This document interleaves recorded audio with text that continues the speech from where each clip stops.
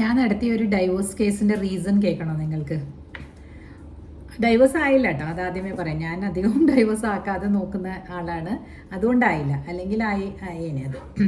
ഇതെന്താന്ന് വെച്ചാൽ, ഇതിൻ്റെ ഒരു ചെറിയ ബാക്ക്ഗ്രൗണ്ട് കഥ പറഞ്ഞാലേ അത് നമുക്ക് മനസ്സിലാവുള്ളൂ. ഒരു അച്ഛൻ പെട്ടെന്ന് വിഡോറായിപ്പോയി. നല്ലൊരു അമ്മയായിരുന്നു ആ വീട്ടിൽ. അപ്പോൾ ഒരു മകനും ഒരു മകളും ഉള്ളു. മകളെ വിവാഹം കഴിപ്പിച്ച് വെച്ചു. അത് കഴിഞ്ഞ് മകൻ വിവാഹം കഴിച്ച് കൊണ്ടുവരികയാണ്, ഒരു ഡെൻറ്റിസ്റ്റ്, ഒരു കുട്ടീനെ. അത് കഴിഞ്ഞ് ആ കുട്ടിക്ക് എന്താ പറയുക, ഒരു ഡെൻറ്റിസ്ട്രി തുടങ്ങാൻ വേണ്ടിയിട്ട് അവർ എല്ലാം അടുപ്പിച്ചുകൊണ്ടിരിക്കുന്ന സമയത്ത് ഈ അമ്മ മരിച്ചു പോവുകയാണ്. അതായത് ഈ പയ്യൻ്റെ അമ്മ മരിച്ചുപോയി. പെട്ടെന്ന് മരിച്ചു പോയ കാരണം ഈ വീടും പിന്നെ ഈ അച്ഛന് 72 ഇയേഴ്സ് എങ്ങാണ്ടായിരുന്നു. അപ്പം പെട്ടെന്ന് ആ എല്ലാ കാര്യങ്ങളും വൃത്തിയായിട്ട് ചെയ്തുകൊണ്ടിരുന്ന ഒരു അമ്മയാണ്. കറക്റ്റായിട്ട് പള്ളിയിൽ പോവും, വൈകുന്നേരം കുരിശ് വരച്ച് പ്രാർത്ഥിക്കും, അങ്ങനെ മക്കളുടെ കാര്യങ്ങളൊക്കെ നോക്കും. ഒരു അങ്ങനെ ഇപ്പം നമ്മളീക്കെ പറയണ ഈ അമ്മായിയമ്മകളുടെ ഒരു വൃത്തിയുടെ സ്വഭാവം ഒന്നും എടുക്കാൻ തുടങ്ങിയിട്ടില്ലായിരുന്നു അമ്മ, മേ ബി അറിയില്ല, പക്ഷെ എടുത്തിട്ടില്ലായിരുന്നു. അതുകൊണ്ട് ഈ പെട്ടെന്നൊരു ആളങ്ങ് ആ വീട്ടിൽ നിന്ന് അങ്ങ് പോയപ്പോൾ, ഒരു പില്ലർ അങ്ങ് പോയപ്പോൾ ഈ കുട്ടിക്ക് എന്ത് ചെയ്യണമെന്ന് അറിയില്ല. 10-23 വയസ്സ് പ്രായമുള്ളൂ. അപ്പോൾ പിന്നെ അവർക്ക് എന്ത് ചെയ്യും, എനിക്ക് എന്ത് ചെയ്യണമെന്ന് അറിയില്ല എന്ന് പറഞ്ഞിട്ട് ആ കുട്ടി അതിനെക്കൊണ്ട് പറ്റുന്ന രീതിയിലൊക്കെ ചെയ്യാൻ തുടങ്ങിയിട്ടാണ് വീട്. അങ്ങനെ ഒരു 5-6 മാസം കഴിഞ്ഞപ്പോഴേക്കും ഈ ഫാദർ ഇൻ ലോ ചെയ്യുന്ന ചില കാര്യങ്ങളൊക്കെ ഈ കുട്ടിയുടെ കണ്ണിൽ പെടുകയാണ്. അതായത് അത്ര സഭ്യമല്ലാത്ത രീതിയിലുള്ള പെരുമാറ്റം. പെട്ടെന്ന്, വളരെ നല്ല മനുഷ്യനായിരുന്നു, പെട്ടെന്ന് ഈ ഒരു 6 മാസത്തെ കാലയളവിൽ ഈ കുട്ടി കാണുക നിന്ന് പുറത്ത് പറമ്പിൽ നിന്ന് മൂത്രമൊഴിക്കുക, അങ്ങനെയുള്ള അത്ര നല്ലതല്ലാത്ത ഒരിക്കലും പുറത്തുനിന്ന് മൂത്രമൊഴിച്ചിട്ടില്ലാത്ത ഒരു അദ്ദേഹം അങ്ങനെ ചെയ്യുന്നു. പിന്നെ അദ്ദേഹം കോളേജ് പ്രൊഫസറും ആയിരുന്നു കേട്ടോ. അപ്പോൾ ഒന്ന് ആലോചിച്ച് നോക്കൂ അവരെ എങ്ങനെയാണ്. ഇവിടെ ഒരു കുറച്ച് നാൾ അദ്ദേഹം വലിയൊരു കോളേജിൽ കുറച്ച് നാൾ ആക്ടിങ് പ്രിൻസിപ്പളൊക്കെ ആയിരുന്നു ഡൽഹിയിൽ. ഇവിടെയല്ല, ഹിന്ദിക്കാരാണ്. ആ ഏരിയ ആണ് കേട്ടോ നിങ്ങൾ വിഭാവനം ചെയ്യേണ്ടത്. അപ്പോൾ അതുകൊണ്ടാണ് ഞാൻ ഈ കഥ ഇവിടെ പറയുകയും ചെയ്യുന്നത്. കുറച്ചൊക്കെ മാറ്റിയിട്ട് പറയുന്നുണ്ട്. പയ്യന് ജോലി വന്നിട്ട്, അത് ഞാൻ പറയണ്ട, അത് പറയാം പിന്നെ ഇനി ചിലപ്പോൾ ഇനി ആരെങ്കിലും അറിയണവർ, പക്ഷെ മലയാളീസ് അല്ല. സോ ഈ കുട്ടി ഒരു കൗൺസിലറിൻ്റെ അടുത്ത് പോവുകയാണ് ഇങ്ങനെ ഈ കാര്യങ്ങളൊക്കെ പറഞ്ഞുകൊണ്ട്. പിന്നെ പെട്ടെന്ന് ചായ എടുക്കാൻ പറയുക, എന്നിട്ട് ചായ റൂമിനകത്തേക്ക് കൊണ്ടുവരാൻ പറയുക. ചെല്ലുമ്പോൾ ഇദ്ദേഹം വിവസ്ത്രനായിട്ട് നിൽക്കുന്നു, പെട്ടെന്ന് അറിയാത്ത പോലെ. അങ്ങനെയൊക്കെ ഒരു വല്ലാത്തൊരു അവസ്ഥയെ കൂടി പെൺകുട്ടി കടന്നു പോവാണ്. ഹസ്ബൻഡിനോട് പറയാൻ പറ്റുമോ, അദ്ദേഹം എന്ത് വിചാരിക്കുന്നു വിചാരിച്ച് കുറേ നാൾ തള്ളി കൂട്ടി ഫ്രണ്ട്സിനോടൊക്കെ പറഞ്ഞു. പിന്നെ ഇവരും ഡോക്ടേഴ്സിൻ്റെ ഒരു ഗ്രൂപ്പൊക്കെ ഉണ്ടല്ലോ, അതിൽ ഒരു കുറച്ച് നല്ല ഫ്രണ്ട്സൊക്കെ ഉണ്ട്. അവരുടെ അടുത്തൊക്കെ പോയി പറഞ്ഞാൽ അവർ ആദ്യം തന്നെ ഒരു സൈക്യാട്രിസ്റ്റിനെ കാണാമെന്ന് പറഞ്ഞ് അയാളുടെ അടുത്ത് പോയി പറഞ്ഞു. പറഞ്ഞപ്പോൾ അദ്ദേഹം പറഞ്ഞു, നിങ്ങൾ ഇതിന് മെഡിക്കേഷൻ എടുക്കേണ്ടി വരും അങ്ങേര്, അല്ലെങ്കിൽ ഒരു കൗൺസിലിംഗ് എടുക്കേണ്ടി വരും എന്ന് പറഞ്ഞു. വിളിച്ചുകൊണ്ട് കഴിഞ്ഞപ്പോൾ അവിടെ ചെന്നപ്പോൾ ഈ മനുഷ്യനുണ്ടല്ലോ ഈ കുട്ടിയെ പറ്റി അനാവശ്യം പറയാൻ തുടങ്ങി.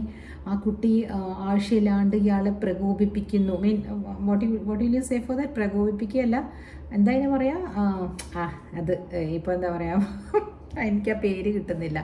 ലൈക്ക് ഇൻവൈറ്റ് ചെയ്യുന്നു എന്ന് പറയത്തില്ല ഇങ്ങനെയുള്ള ആക്ടിവിറ്റീസിന്. ഒരു കൊച്ചു പെൺകുട്ടി 70 വയസ്സായ ആളെ അങ്ങനെ ചെയ്യുമെന്ന് ആലോചിച്ച് നോക്കൂ. She felt so. ആ കുട്ടി ആ സൈക്യാട്രിസ്റ്റിൻ്റെ മുമ്പിൽ വെച്ചിട്ട് പൊട്ടിത്തെറിക്കണം, പറയണം എനിക്കിനി വിവാഹ ബന്ധമേ വേണ്ട. ഇങ്ങനെയുള്ള ഒരു അച്ഛൻ്റെ മകനല്ലേ അതും. കുറേ കഴിയുമ്പോൾ ഞാനിത് കണ്ടിന്യൂ ചെയ്ത് കഴിഞ്ഞാലും എനിക്ക് ഇത് വേണ്ട. ഒറ്റ കാലിൽ നിൽക്കുകയാണ് കേട്ടോ, ഒറ്റ കാലിൽ നിൽക്കുകയാണ്. അപ്പോൾ എൻ്റെ ഫ്രണ്ട് നടത്തുന്ന കേസാണത്. അപ്പോൾ പുള്ളിക്കാരത്തി എൻ്റെ അടുത്ത് പറഞ്ഞു, ക്യാൻ യു ജസ്റ്റ് ഹെൽപ്പ്? കാരണം എന്താണെന്ന് വെച്ചാൽ ഹസ്ബൻഡിനും ഒന്നും ഡൈവോഴ്സ് വേണമെന്നൊന്നുമില്ല. ഈ പെൺകുട്ടി കിടന്നും കരയാണ്. പിന്നെ അവസാനം ഞാൻ ഇൻ്റർഫിയർ ചെയ്തു. 2-3 ദിവസം അതിൻ്റെ കൂടെ ഞാൻ കോഫി ഡേയിലൊക്കെ പോയി ഭക്ഷണം കഴിച്ചു, കാപ്പിയൊക്കെ കുടിച്ചു, വർത്താനമൊക്കെ പറഞ്ഞു. എന്നിട്ട് ഞാൻ പറഞ്ഞു, നിങ്ങൾക്ക് എന്ത് ചെയ്യാനാണ് ഉദ്ദേശം? ഇത് കഴിഞ്ഞ് കഴിയുമ്പോൾ പറയാം, എനിക്ക് അങ്ങനെ ഒരു മനുഷ്യനെ ഇനി എനിക്ക് അക്സെപ്റ്റ് ചെയ്യാനേ പറ്റില്ല എന്നാണ് കുട്ടി പറയണത്, ഫാദർ ഇൻ ലോ ആയിട്ട്. അപ്പോൾ എന്ത് ചെയ്യാനാണ് ചേച്ചി പറയണതെന്ന് ചോദിച്ചു. അപ്പോൾ ഞാൻ പറഞ്ഞു, you have to do something. You have to just choose between your life. അങ്ങേരുടെ ലൈഫ് ഓൾമോസ്റ്റ് ഫാഗൻ്റ് ആയതാണ്. അത് കുറച്ച് ഇങ്ങനെ കൗൺസിലിംഗ് ഒക്കെ കൊടുത്ത് മാറ്റാം. പക്ഷേ ഈ കുട്ടി പറഞ്ഞു, നോക്കൂ, ഞാൻ എൻ്റെ ഹസ്ബൻഡിൻ്റെ കൂടെ ഇനി ജീവിക്കണമെങ്കിൽ അച്ഛനെ ഒന്നില്ലെങ്കിൽ ആ മകള് ഏറ്റെടുക്കണം, അല്ലെങ്കിൽ അച്ഛൻ വേറെ എന്തെങ്കിലും കാര്യത്തിലേക്ക് പോകണം എന്ന് പറഞ്ഞു. അവസാനം എല്ലാവരും കൂടെ തീരുമാനം എടുത്ത് ആ അച്ഛനെ റിട്ടയർമെൻറ്റ് ഹോമിൽ കൊണ്ടുവന്നാക്കി. നോക്കൂ, നമ്മൾ റിട്ടയർമെൻറ്റ് ഹോമിൽ മക്കൾ കൊണ്ടുവന്ന് ഉപേക്ഷിക്കുന്നു എന്നൊക്കെ പറഞ്ഞ് കിടന്ന് ആൾക്കാർ ബഹളം ഉണ്ടാക്കണില്ലേ? എങ്ങനെ ഉപേക്ഷിക്കാതിരിക്കുക ഇങ്ങനെയുള്ളവരുടെ അടുത്ത്? അങ്ങനെയുള്ള ആൾക്കാരുടെ അടുത്ത് നമ്മൾ തീർച്ചയായിട്ടും നമുക്ക് പറഞ്ഞല്ലേ പറ്റുള്ളൂ. നമ്മുടെ കാര്യങ്ങൾ ഇങ്ങനെയാണ്, ഞങ്ങളുടെ ഫാമിലി ലൈഫ് തകർക്കരുതെന്ന് പറഞ്ഞല്ലേ പറ്റുള്ളൂ. അപ്പോൾ കൊണ്ടുപോയി വിടും. ഇതിൻ്റെ ഒരു മറുവശമാണ് ഈ ഗുരുവായൂർ അമ്പലത്തിലൊക്കെ കൊണ്ടുവന്ന് അമ്മമാരെ തള്ളുന്നില്ലേ, കൊണ്ടുവന്ന് അവിടെ ഇട്ടിട്ടങ്ങ് പോകും. കാരണം എന്താണെന്ന് വെച്ചാൽ ഇവർക്ക് ഇതുപോലെ ചിലപ്പോൾ റിട്ടയർമെൻറ്റ് ഹോമൊക്കെ റെഡിയാക്കാനുള്ള വകുപ്പില്ലായിരിക്കാം, പൈസ ഇല്ലായിരിക്കാം. അപ്പോൾ ഇതുപോലെയുള്ള അമ്മമാരെയാണ് അധികം അങ്ങനെ തള്ളുന്ന കാണുന്നത് കേട്ടോ. അച്ഛന്മാരെ ഇറങ്ങി പോകാറാണ് പതിവ്.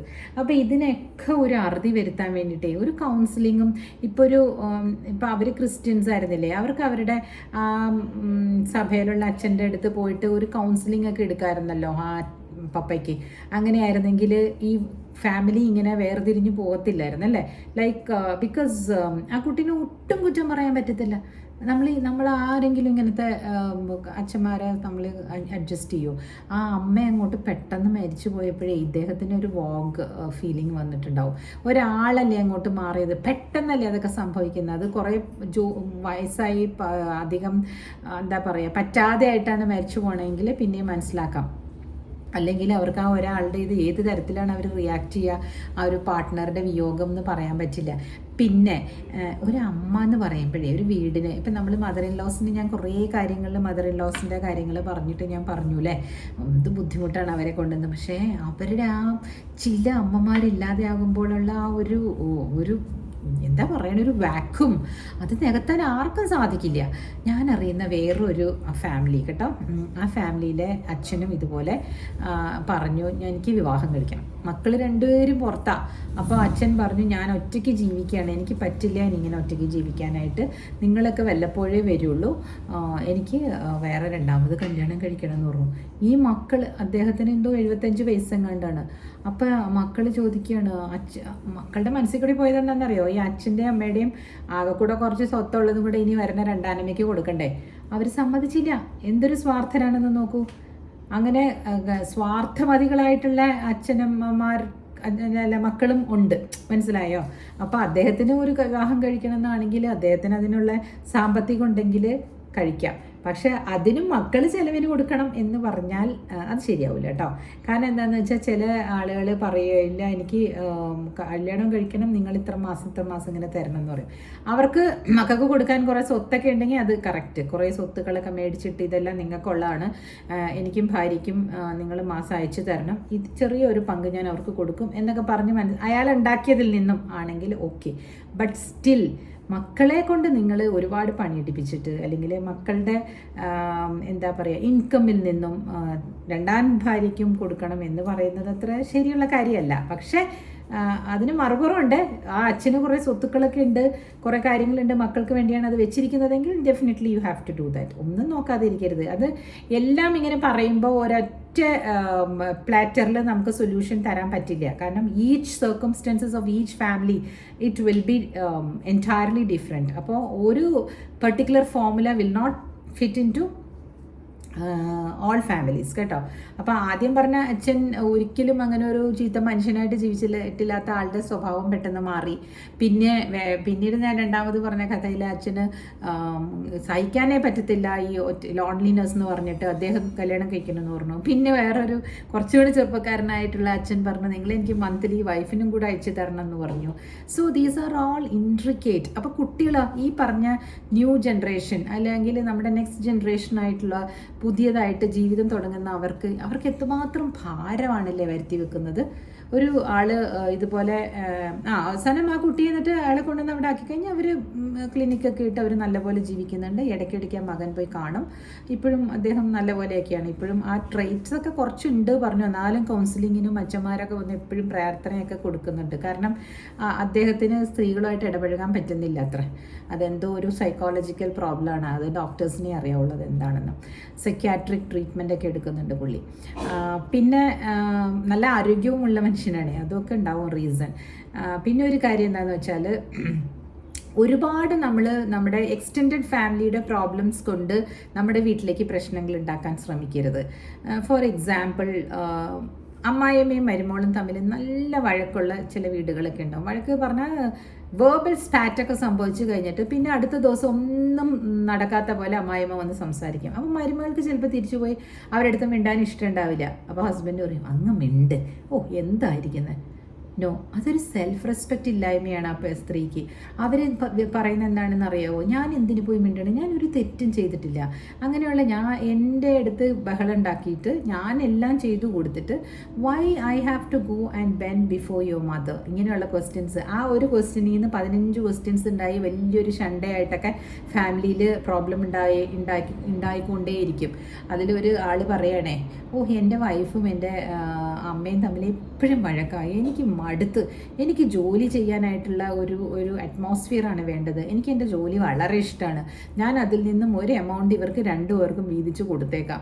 ദൈവത്തെ ഓർത്ത് എനിക്ക് സമാധാനമാണ് വേണ്ടതെന്ന് പറഞ്ഞൊരു കൗൺസിലിങ്ങിന് വന്നിട്ടുണ്ടായിരുന്നു കേട്ടോ. അപ്പോൾ ആ കൗൺസിലർ പറഞ്ഞു കൊടുത്ത് എന്താണെന്ന് അറിയാമോ, നിങ്ങൾക്ക് ഈ മനസ്സമാധാനം വേണമെന്ന് പറയുന്നുണ്ട്, നിങ്ങൾ ഈ പൈസ കൊടുക്കാനും തയ്യാറാണ്. എന്തുകൊണ്ട് നിങ്ങൾ ഭാര്യയും നിങ്ങളും നിങ്ങളുടെ മക്കളുമായിട്ട് വേറെ ചെയ്യിച്ചിട്ടു? അയ്യോ എൻ്റെ അമ്മയെ ഒറ്റയ്ക്കാക്കാൻ പറ്റൂല, ഒട്ടനെ പറഞ്ഞതാണ്, മനസ്സിലായോ? അപ്പോൾ കോംപ്രമൈസ് വൈഫിൻ്റെ അടുത്തുനിന്ന് മാത്രം പ്രതീക്ഷിക്കുന്നു, അതും ശരിയല്ല. സോ ഈ പറഞ്ഞു വരുന്ന നട്ഷലിൽ ഞാൻ പറഞ്ഞു വരുന്നത് എന്താണെന്നറിയോ, if you want a family life and if your parents are not എന്താ പറയുക അഡ്ജസ്റ്റബിൾ ടൈപ്പോ അങ്ങനെയാണെങ്കിൽ it is better to live alone. I mean separate dwelling. അതെപ്പോഴും ഞാൻ പറഞ്ഞുകൊണ്ടിരിക്കും, എല്ലാവരും എനിക്ക് വഴക്ക് പറയും. അപ്പോൾ അച്ഛനെ അമ്മേനെ ഒന്ന് നോക്കണ്ടേന്ന്. അച്ഛനെ അമ്മയെ നോക്കിക്കോ, വേറെ സെപ്പറേറ്റ് ഡ്വെല്ലിങ്ങിൽ ഇരുന്നാൽ നോക്കാൻ പറ്റില്ല.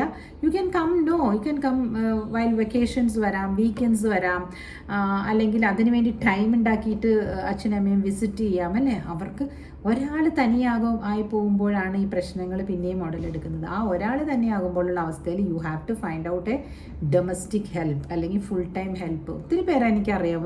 ഞങ്ങളറിയണ ഒരു മാഷുണ്ട്, അദ്ദേഹത്തിൻ്റെ വൈഫ് ആദ്യമേ മരിച്ചുപോയി. മാഷിന് നല്ല വയസ്സായി ഇപ്പോൾ, പക്ഷേ വീട്ടിൽ ജോലി ചെയ്യാൻ ഒരാൾ വരുന്നുണ്ട്. മാഷിൻ്റെയും ടീച്ചറുടെയും പെൻഷൻ ഇപ്പോൾ മാഷിനാണ് കിട്ടുന്നത്. അപ്പോൾ അതെല്ലാം കൊടുത്തിട്ട് അദ്ദേഹം സന്തോഷമായിട്ടിരിക്കുന്നുണ്ട്, ബുക്സൊക്കെ വായിച്ചിട്ട് വരുന്ന ആരെങ്കിലും അതിൽ റോഡിലൊക്കെ പോയിട്ടുണ്ടെങ്കിൽ അവരുമായിട്ടൊക്കെ സംസാരിച്ച് അങ്ങനെയൊക്കെ he is trying to pass his time. പിന്നെ അവരുടെ പേരക്കുട്ടികൾ വന്ന് കാണും. കൂടെ ഇരുന്ന് കഴിഞ്ഞാൽ ഈ മരുമകൾക്ക് ഒരു തോന്നൽ വരികയാണ്, ഞാൻ എന്തോ ഭയങ്കര വലിയ ഒരു സാക്രിഫൈസ് ചെയ്യണം എൻ്റെ അമ്മായിയച്ഛന് വേണ്ടിയിട്ട്. ആ തോന്നൽ വരുത്തണ്ടല്ലോ. നിങ്ങൾക്ക് തന്നെത്താൻ നിങ്ങൾക്ക് പൈസയുണ്ട്, നിങ്ങൾക്ക് ഡൊമസ്റ്റിക് ഹെൽപ്പിന് ഹയർ ചെയ്യാനുള്ള കാശുണ്ടെങ്കിൽ it's better to live an independent life അല്ലേ. ഈ ചുറ്റിനും ആളുകൾ കൂടുമ്പോഴാണ് പ്രശ്നം ഉണ്ടാവുക, അല്ലെങ്കിൽ ഇങ്ങനത്തെ പ്രശ്നങ്ങളൊന്നും ഉണ്ടാവില്ല. കാരണം ഈ ഡിവോഴ്സസിന് കാരണമാകുകയാണ്, മക്കളുടെ ഡിവോഴ്സസിന് ഈ അപ്പന്മാർ കാരണമാകുകയാണ്. എന്തിനാ അങ്ങനെ നമ്മളത് അങ്ങനെ ഒരു വലിയ മഹാഭാവം എടുത്ത് തലയിൽ വെക്കുന്നത്?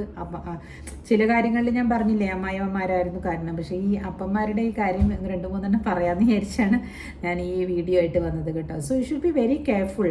കാരണം അച്ഛന്മാർക്കാണെങ്കിലും ആ ഒരു സാഹചര്യം മാറിക്കഴിയുമ്പോൾ അവരുടെ താളം തെറ്റുകയാണ്, ഹോർമോണെല്ലാം പിശാന്നാവുകയാണ്. ചില ആളുകൾ റിലീജിയസ് ആയിട്ട് മാറും, they will do meditation, they will just speak, ഭയങ്കര പയസ്സായിട്ട് നടക്കും, അവരുടെ എക്സസൈസ് ചെയ്ത് അവർ നടക്കും, അല്ലെങ്കിൽ അവർ ഒരു ഹോബി കണ്ടുപിടിക്കും, ലൈക്ക് ഗാർഡനിങ് ഹോബി കണ്ടുപിടിക്കും, അങ്ങനെയൊക്കെ അല്ലേ. അല്ലാത്തവർക്ക് ഇങ്ങനത്തെയുള്ള എനിക്ക് ബയോളജി അത്ര അറിഞ്ഞുകൂടാട്ടോ. I don't know about this എന്താ പറയുക, ആണുങ്ങളുടെ ബയോളജി എനിക്ക് അറിഞ്ഞുകൂടാ, അറിയാൻ വയ്യാത്ത കാര്യത്തെപ്പറ്റി ഞാൻ പറയുന്നില്ല. But doctors will know, because അവരുടെ ചേഞ്ചസ് അവർക്കേ മനസ്സിലാവുള്ളൂ അല്ലേ. ജിറിയാട്രിക് ഡോക്ടേഴ്സിൻ്റെ അടുത്ത് കൊണ്ടുപോയാൽ അവർ പറയും this is what is happening in this people, so be careful എന്ന്. അപ്പോൾ നമ്മളുടെ വീട്ടിൽ നമ്മുടെ അച്ഛനമ്മമാർക്ക് അങ്ങനെ വരുമ്പോൾ നമ്മൾ ചിലപ്പോൾ ടോളറൻറ്റ് ആവില്ല. നമ്മൾ പെട്ടെന്ന് നമ്മൾ റിയാക്ട് ചെയ്യാൻ നോക്കും. അപ്പോൾ അങ്ങനെ റിയാക്ട് ചെയ്യാതെ നമുക്ക് അറിവില്ലാത്ത കാര്യമാണല്ലോ എന്ന് കരുതിയിട്ട് just take them to a counsellor. അങ്ങനെ വരണം. ചില അച്ഛന്മാർ വരികയില്ല കേട്ടോ. അതുകൊണ്ട് അപ്പോൾ അങ്ങനെ വരുമ്പോഴാണ് ഈ ഏകാന്തതയിലേക്ക് വിട്ടുകൊടുത്തിട്ട് മക്കളുടെ പുതിയ നെസ്റ്റ് ഉണ്ടാക്കുന്നത്. സോ അവർക്കും ജീവിക്കണ്ടേ. കാരണം 80കളിൽ വന്നിരിക്കുന്ന അച്ഛന്മാരുടെ ആൺമക്കളും പെൺമക്കളും ഒക്കെ 50കളിലും 40കളിലും ഒക്കെ ആയിരിക്കാം മരുമക്കൾ മക്കളും ഒക്കെ. സോ അവരുടെ പ്രൈം ടൈമാണ്, അവരവരുടെ മക്കളെ വിവാഹം കഴിപ്പിച്ചേക്കണം. അവർക്ക് കുറേ റെസ്പോൺസിബിലിറ്റീസ് ഉണ്ട്. അപ്പം നമ്മൾ അവർക്ക് ഭാരമാവാതിരിക്കുക, അവർക്ക് നമ്മളെ കൊണ്ട് പറ്റുന്ന എന്താ പറയണ ഹെൽപ്പ് ചെയ്ത് കൊടുക്കുക. May be you have pension, ചെറിയ ചെറിയ ഗിഫ്റ്റൊക്കെ പേരക്കുട്ടികൾക്ക് വാങ്ങിച്ചു കൊടുക്കുക. അപ്പൂപ്പനെ കാണാൻ ഓടി വരും അപ്പോൾ അവരല്ലേ, വിഷു കൈനീട്ടം കൊടുക്കുക, അങ്ങനെയൊക്കെ ചെയ്തിട്ടേ. അങ്ങനെയൊക്കെ ചെയ്യുമ്പോൾ ഈ കുട്ടികൾ എന്ത് സന്തോഷമാണെന്ന് അറിയാം. എൻ്റെ മോൾക്ക് എൻ്റെ അച്ഛനമ്മ എപ്പോഴും ഗിഫ്റ്റ് ഇതുപോലെ കൊടുക്കാറുണ്ട്, എൻ്റെ ബ്രദറും കൊടുക്കാറുണ്ട്, ഞാനും തിരിച്ച് മോനും കൊടുക്കാറുണ്ട്. ബട്ട് അതൊക്കെ നമ്മളുടെ വീട്ടിൽ അത് ഒരു എന്താ പറയുക, റിച്വൽസൊക്കെ നമ്മൾ കറക്റ്റായിട്ട് ചെയ്യണം. നമ്മുടെ സെലിബ്രേഷൻസിലൊക്കെ കുട്ടികൾക്ക് ഇമ്പോർട്ടൻസ് കൊടുക്കണം. അങ്ങനെയൊക്കെ ചെയ്ത് കഴിയുമ്പോൾ ഈ പേരക്കുട്ടികൾ, ഈ grand children will really cherish your memories. അയ്യോ എൻ്റെ അപ്പൂപ്പൻ ഉണ്ടായിരുന്നെങ്കിൽ, അല്ലെങ്കിൽ എൻ്റെ അമ്മൂമ്മ ഉണ്ടായിരുന്നെങ്കിൽ, അങ്ങനെ അവർക്ക് അത് ചെറിഷാണ്. ഞാൻ എൻ്റെ വലിയമ്മച്ചിയെ എപ്പോഴും ഓർക്കും. എനിക്ക് നല്ല വാല്യൂസ് പറഞ്ഞു തന്നിട്ടുള്ളത് എൻ്റെ അച്ഛൻ്റെ അമ്മയാണ്. ആ സമയത്ത് കേട്ടോ, എൻ്റെ അച്ഛൻ്റെ അമ്മ വളരെ ഭയസായിട്ടുള്ള ഒരു ലേഡിയാണ്. ഞാൻ ഇതിനു മുമ്പ് ഞാനൊരു എപ്പിസോഡ് ചെയ്യണമെന്ന് പറഞ്ഞു വെച്ചിട്ടുണ്ട് അമ്മച്ചിയെ പറ്റിയിട്ട്. അതൊരു ഹോൾ എപ്പിസോഡാണ്. So I come back with my stories എന്നാണ്, അനെക്ഡോട്ട്സ് എന്നാണോ പറയേണ്ടതെന്ന് എനിക്കറിയില്ല. ബട്ട് എൻ്റെ ഓർമ്മച്ചെപ്പുകളിലുള്ള എൻ്റെ വലിയമ്മച്ചി എന്ന് പറഞ്ഞിട്ട് ഞാനൊരു എപ്പിസോഡ് കൊണ്ട് വരാം കേട്ടോ. ബിക്കോസ് കുറച്ച് നീളത്തിൽ സംസാരിക്കേണ്ട മഹതിയാണ്. സോ ഓക്കെ, സോ ഇത് ഓർത്ത് വയ്ക്കുക. നമ്മളെ അച്ഛന്മാരെ ഒന്ന് വെറുക്കാൻ വേണ്ടിയിട്ടല്ല ഞാൻ പറയുന്നത്, but you should understand the changes in their lifes. Okay, I come back with another topic. പാസീവായിട്ട് കാണുന്നവർ എന്നെ സബ്സ്ക്രൈബ് ചെയ്യണേ.